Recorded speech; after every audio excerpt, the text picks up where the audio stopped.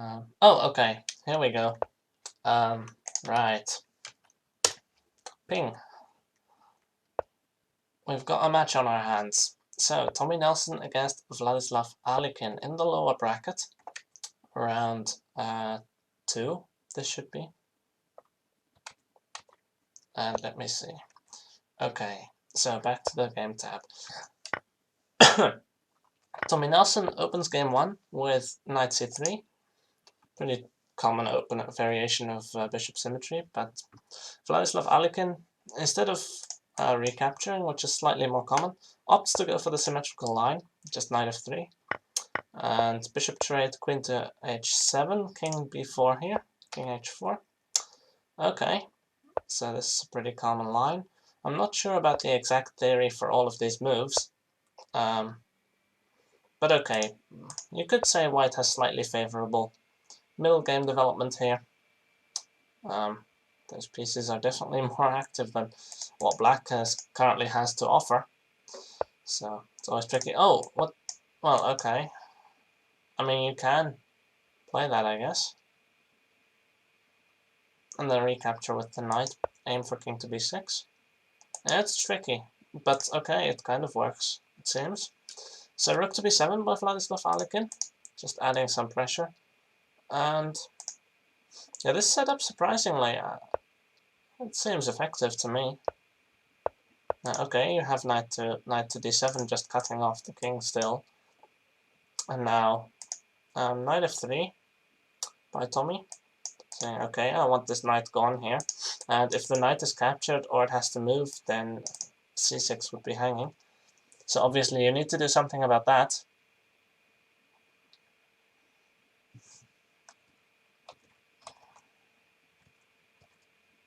But okay.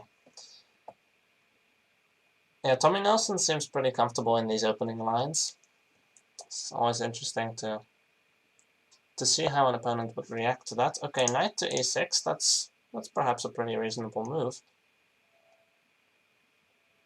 Okay, you don't lose any pieces here as black. That's the main idea. Of course, white can play king h5 if they want, but the bishop's diagonal is still there for the time being. At some point, perhaps knight f8 is also an option. If you sacrifice the knight, but you get king to b6 in exchange for that, I'd be pretty happy as black. But okay, knight to e3 is, I think, a blunder. I'm not sure what that's supposed to do, because what you do is basically just cover your own bishop's diagonal. And yeah, so bishop b2 is the reaction to that. But okay, on the other hand, this piece is hanging as well now. You can play rook takes e6. So knight to e3 really just giving up the diagonal for no reason. That's really something you have to avoid. TommyNelson with the white pieces here can go for material. I think that's just the safest way to do this. Or just aim for king h7 right away. Of course, possible as well. This black queen is kind of underdeveloped. Both rooks are... There's no major piece on the 8th rank at this moment for black. So that will definitely be an issue if you want to play. Oh, if you play this, well then it's just game over right away, because king h7 and rook takes g6, rook takes can simply recapture. King to g8, almost. Okay, fair point. You still have this, but it won't last for long. Rook e6 or queen f7 could have easily covered that diagonal, and we have a 1-0 lead for TommyNelson here. Their mutual score so far includes a lot of draws. Looks like it's all racing kings as well. So we might be in for an interesting match. VladislavAlikin with the white pieces, knight c2, rook c2, king g3. Okay, so we just transpose into a variation of knight c2 symmetry, and rook c5, which is the main line here. Queen to h7. So queen h7 is kind of a setup that you can play in pretty much every line here. The idea is queen h7, rook f5, just to cover that piece, and then king f4, rook g6. It's pretty natural development. The only issue you need to watch out for here is indeed bishop to b2, because this puts pressure on the first rank. And as white, either if you just develop the rook, you drop the bishop, or if you move the bishop, which is what was played here, then rook g1, knight g1, queen g1, and black is still up a knight out of the opening here. Of course, it's a bit tricky, but I'm not sure if this is actually... I think king to b5 is just the main move here. Point being that if king to g6, you can capture, and if king to h6, you take out the bishop. So I don't think rook c6 is the main line here. Hello, Avi, in the Twitch chat. Nice to see everyone again. So queen to g6 was played, and queen a7. Now this is of course a blunder, because, oh my goodness, the rook is hanging. I'm not sure what TommyNelson is thinking there. Of course, you need to keep this pin on the bishop. As soon as you play rook c6, you've committed to that. But white just went for king to h6, so he misses the free rook. Of course, that's not what you want to see. Let's put it that way. Rook e6, rook to d5 was played. Rook d5 is a nice move. Point is, of course, this rook is no longer protected by the no check rule, and it has to move to e7 now. White is still down a knight, but okay, has the slightly better king position. And though black is really well developed, I think they can just hold on to this position. It doesn't mean that it'll be easy for either side. White is gonna try to play king to g6, and presumably at some point rook f5, rook to f7. But right now you've also just pinned your own rook. So that can cause a couple of issues later on. Knight to f1 played. The point is you want to go for knight to e3 here. Just forking bishop and rook. And the rook is pinned right now, so that will definitely be an issue here. If you play queen takes, well, okay, the queen is just hanging as well. So I think you just lose this piece as white, and that should be pretty much game over. They're both playing pretty quickly. Yeah, just knight takes d5, and whatever happens, you recapture. This is... well, why did you do that? That was totally unnecessary by TommyNelson, because now he just went for the trade in a position where there was no reason to trade. King to h7 can be played. King to c5, and okay, we have a game. Why does he go king to b5 here? I don't understand that. There are ideas of rook to c7 and bishop c8 or rook c8. So if rook c7, you would have to go king a6 to stop that. But okay, so goes for this instead. Just bishop to g8 and put the rook on g7. King c6, good move, I think. Point is, you can't play bishop g8 right away, because then the rook just hangs. So what about... well, there is no good square for the rook, unfortunately, if you play rook e6. Black will just follow up with king to d6, and you can win the bishop. That should be game over. Pretty much so. Okay, fair enough. I did miss that. So has to move the queen first, and now bishop to g8 can be played. The queen on f8 is really well placed though, because as soon as rook to g7, you don't even need this knight. As soon as rook g7, bishop takes, the bishop is protected. So no recapturing or king to king there. And wait, what? Oh, he just hung the bishop. Well, okay. That sets us up for a draw, I think, because if you try this, bishop g7, just rook to b7 back, I presume, is the correct solution, because then you can just win the game as white. So yeah, both players go for a draw here. Pretty blunderful game. Tommy just with some huge misses. But okay, VladislavAlikin failed to punish them as well. So, curious to see. Both players repeat the same opening from game number 1, which TommyNelson managed to win as white. We just go into the exact same opening line. As I didn't point this out before, but you can also go for a trade on the second rank first. Instead, we get the exact same opening line that we had in game number 1.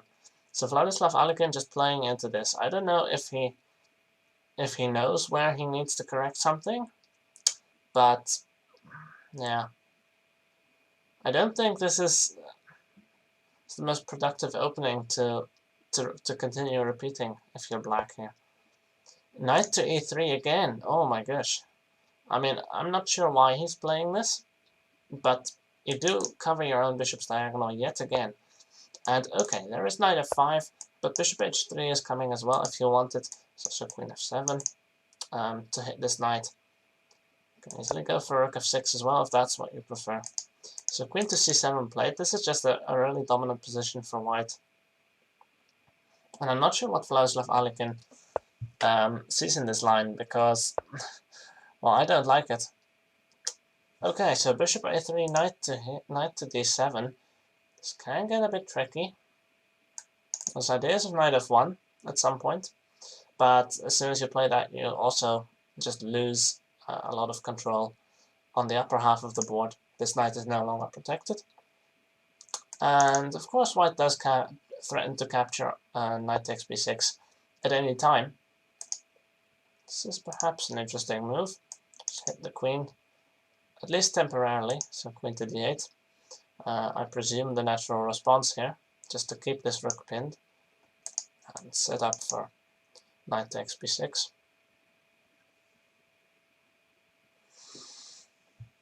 But okay, slightly more interesting game here than the previous one. Black definitely more practical chances, I would say. Better piece development. Even if, yeah, I would have favored white, but it does get quite tricky here. So okay, you kind of have to move the queen at this point. If you try rook takes b6 or knight takes b6, black will just take the queen and be fine.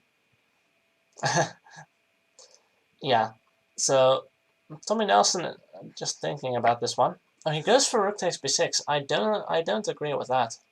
If you just go for queen takes, and for example king to g6, queen takes d7. This knight is covering g7, which means rook g7 won't be possible at all.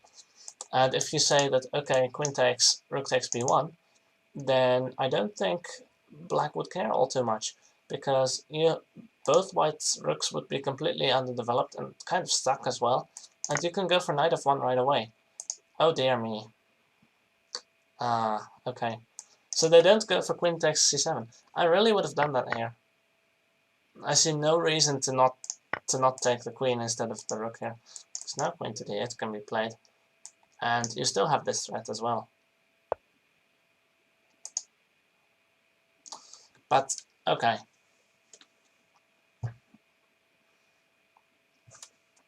VladislavAlikin, yeah, knight f1.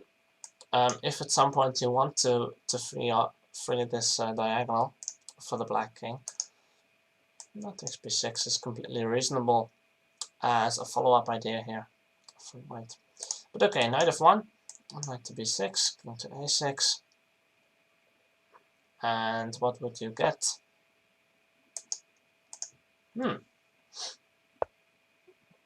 Bit surprised by that. I'm not sure what the idea is here. You cannot capture the queen. I think that's what he was hoping for. That after knight takes b6, queen takes d8 was possible, but it's not. This queen is just pinned, protected by the no check rule. And now you also can't move your queen from b6, which makes things even trickier. You play queen to c7 here. It's perhaps a pretty reasonable move. Idea is, of course, king to b6. So, if you're white here, do you have to play queen f6? But then again, knight to d6, and suddenly black looks completely fine here. The issue is, of course, this rook is just underdeveloped at the moment. King to d6 is coming. I don't see how you stop this. Okay, you have bishop a6 if you want to be annoying. Or bishop e5 e4 is better. Yeah, bishop e4 I think is necessary to hold it here. Even though that doesn't make things all too promising. There's even ideas of knight e7. Just cutting off the queen here. And okay, if you advance the king, then the queen would be hanging, so that wouldn't be good. But if you move the queen, then the white would be fine, I think. It's just a matter of keeping this bishop's diagonal now. That's crucial. So okay, what do you go for? Rook to g8, perhaps? It's not like you have many good options. Rook g7 would just lead to knight takes. So rook to g8, queen to e7 is perhaps more promising if you just play this and this. But okay, then queen c8 and we draw. So knight to d6, interesting. Can you not go this? Just queen e7 in this position. I think that's fine, but okay, knight here, take. Looks like we are set up for a draw. Yeah, if you play knight f5, oh, he goes with this knight back. Well, okay. But the point is that you do allow king f7 right away. I think it still draws. King f7, of course. The queen is hanging, and after that, queen to d8 could be played. And you force a draw with black. TommyNelson is getting low on time. Hope he doesn't flag. This is the issue, though. Yeah, good move. Point is, king f7 and this right away would win the game for white. And this is why I said prior to this that you should have used the other knight, just so this is already covered off. And then if rook f8, well, you still might have had an issue, but okay. Anyways, looks like TommyNelson will be winning this one. Yeah, a bit of a tricky game. Both sides definitely had chances. Maybe I underestimated white's position there, but okay. Definitely more interesting than the first game. So do we... Yeah, I think we're just repeating openings here. So VladislavAlikin also going for the same line that he had in game number 2. And he got a draw with that, but only after some really crazy mutual blunders from these players. Okay, so we have a setup with rook to b6 this time, bit unorthodox. And after rook f5, simple trade, and bishop b2 right away. I'm not sure if I'm a fan of that. You can also just play the queen down and restrict this black king right away, if you're a fan of that. Queen takes g1. Well, okay, we have a lot of moves already. So queen g1, knight g1, king to b3, king f4, king b4, king g5, just going for the quick king walk. Knight b3 to play this, and then bishop d5 is just a weird move. Obviously, you just give up control over the 5th rank. I'm not sure why. And king to b5, queen to f7, knight to c6. Goodness me, they are playing so fast and blundering like crazy. Come on. Are they even thinking about their moves? It's not bullet. It's not 1+0. It's not hyper bullet. So here bishop d5 and then queen f7. You can play this. What's so bad about that? Well, okay, fair enough, but even then, this just hangs the piece. And to be honest, VladislavAlikin, when he played this, he had more time than he started with. Come on. These guys need to use their clock. A lot better than they currently do. So knight c3, knight f3, we just repeat the same opening line. And, okay, queen to a8 this time by VladislavAlikin, slightly different variation. King h4 still, perhaps you do want to trade at some point, but okay, both players decide against that. They just want to keep all the material on the board, but oh dear me. There goes another piece.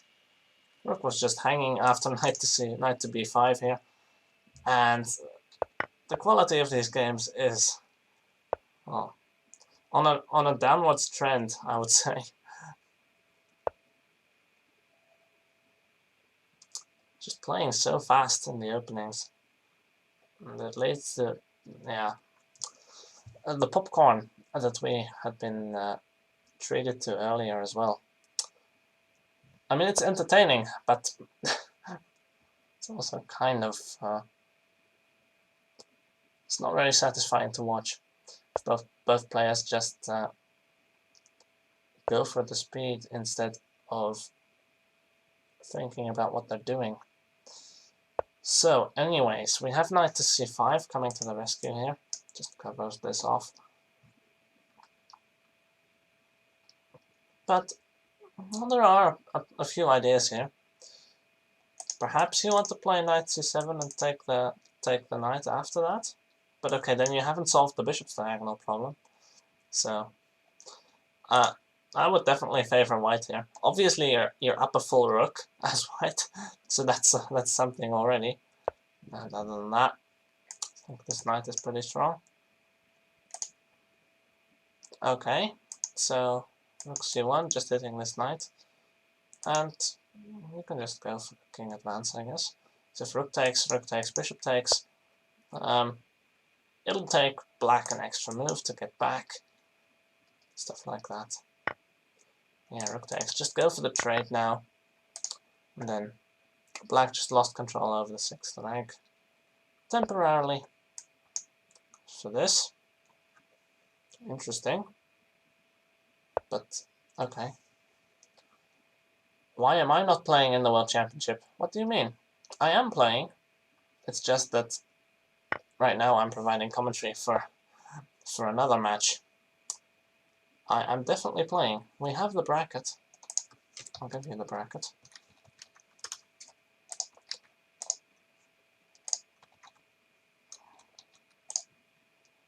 No, hang on.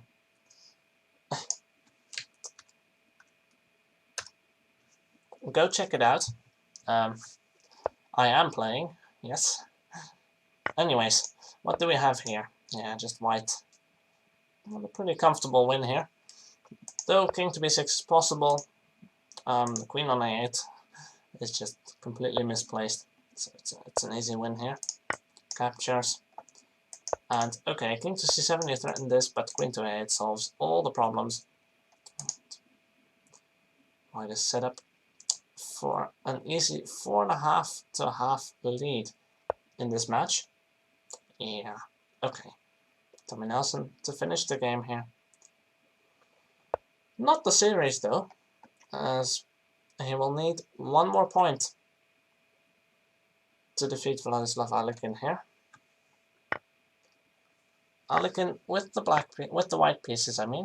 So cannot afford to lose this one. Knight c2 symmetry this time. Rook f5. Instead of what we previously had, this king g3 variation. So rook f5, rook g6. Just a really quick development here.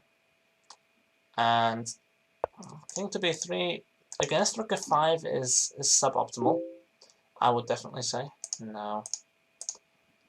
But okay, we'll see how it goes. Yeah. One more win, and VladislavAlikin is out. So, this is just a free knight though. I'm not sure what the idea behind that move is. If you're TommyNelson here with black, just knight f3, giving up a piece. Okay, you activate the bishop's diagonal, but what do you gain from it? Rook takes, and white is up a bishop. This is a threat at some point, but perhaps the queen is still hanging. So, okay, you can just take the bishop here, and then, come on, you do have to take the bishop first, not play king h5, even though it kind of works out in this case. There are tricks for black. Queen h7 is one of them. Queen to g7, I mean. Okay, so yeah, material is still even. White could have been up a bishop, but declined that. But okay, I mean,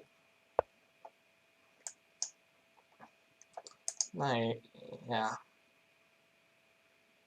This is still, of course, much better for white. Goes for this. Yeah, but this just gives black chances to hold the position. So I'm not a huge fan of it. Honestly, he should have just taken the bishop when it was still possible and convert with the piece advantage. So now we are set up for a repetition if queen to g7 is played. And if I was black, I would absolutely love to take the draw here, because this is not a pretty position to defend. TommyNelson has the black pieces, so let's see what he does. Yeah, queen to g7, just going for the repetition here. And I just hope that VladislavAlikin won't take it. Okay, we do have the queen trade, so Rook has to retreat again. Keep your pieces on the dark squares if you're black. And just as I say that, Rook b7 is played. The point is, of course, you kind of want to avoid getting kicked around by the bishop. So yeah, now Rook c7 had to be played. But okay, bishop activated, no more threats of taking on f1. And I think white is pretty happy, especially after this move, because now Rook c6 is no longer possible. There is no quick way to control the fifth rank either for black.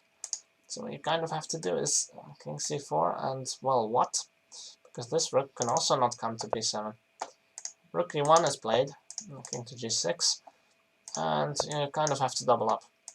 But rook g7, king to h7 is of course the immediate threat here. And I don't see how black is going to try to defend this. And okay, this is a pretty good setup. But on the other hand, bishop c6 kind of ends the game. Well, almost. If you take with the rook, it's rook g8 to win. And if you don't take, you would move this rook, for example. Then, okay, rook takes, bishop takes. It's not game over yet, but I mean, white would be winning in a couple more moves. Hey everyone in the Twitch chat. Yeah, I'm just providing commentary. There is a 1-minute delay on the stream, so I won't be able to respond to all of your comments immediately, but I'm trying my best, of course. Okay, so can we just trade off here? Is that the point? Yeah, and now we have this single rook and bishop against rook and bishop endgame. I'm not sure if this is the correct way to go about it, though. King c5, okay, this. King to b6 and the rook takes. Okay, fair enough. Do I know when the next anti-chess world championship is? Well, you can check out the Lichess team for that. That should be announced somewhere. I'm not sure what bishop f3 is doing. Of course, black has no way to make progress here either, because as soon as you play king to b6 or king d6, the rook is hanging. Yeah, so this had to be played now. And then this is game over. There's no more way.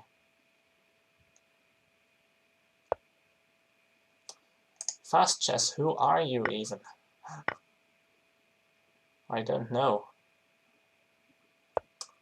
Okay, and VladislavAlikin will take his first win of the series if he doesn't just blunder the endgame. No, he doesn't. Okay, so 4.5 to 1.5 is the score now. VladislavAlikin striking back. Goes for this knight f3 line. That's really interesting. This is technically unsound, but it's always fun to mix it up like that. However, I don't think that bishop takes f3 in this variation is not the best thing to do. You just go for king b3 normally. And the point is, okay, you've sacrificed the knight, but you have 2 active bishops. And if white is not sure how to develop, of course, they would be fine with knight f4. But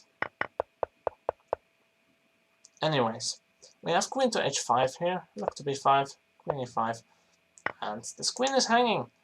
So VladislavAlikin just going for a lot of material sacrifices, but I don't think they'll work out, because rook g6, and, well, white is fine. Who is the organizer of the Anti-Chess World Championship? There is a Lichess team, you know that? I will give you the link. If I just go to my profile real quick. Like, come on guys, it's not that hard. Here, this right here is the team for the Anti-Chess World Championship. Now go check that out, join the team, and make sure to just stay updated for community news. And you should be fine.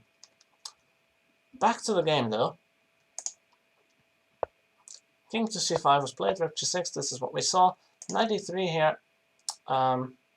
It's a decent attempt, but the bishop is hanging, so takes, rook takes, and king takes e3. White is just slowly gaining material. And okay, should be over pretty soon. There's just no practical chances at all for black here. Down this much material, queen and two bishops. And okay, take, and queen to g8. You can easily win this, but okay.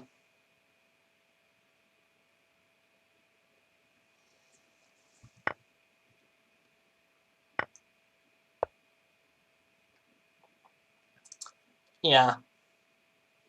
So, doesn't matter how this is played. Oh my goodness. Well, there goes the queen. Just as you say, black has absolutely zero chances. This happens. And it's still true, because white has so much material advantage that even hanging the queen doesn't matter. But still, like, come on.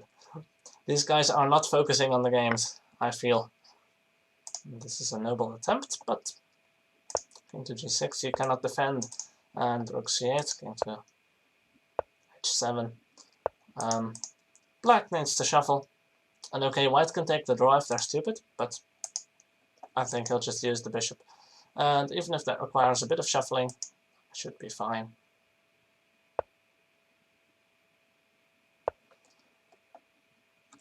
Yeah,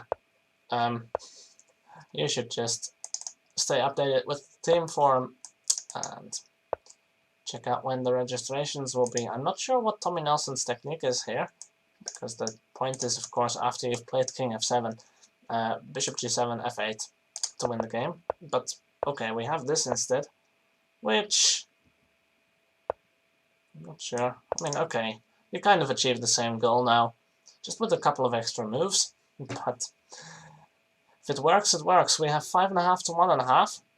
So that is the game. That is our series done and dusted. TommyNelson wins 5.5 to 1.5 against VladislavAlikin.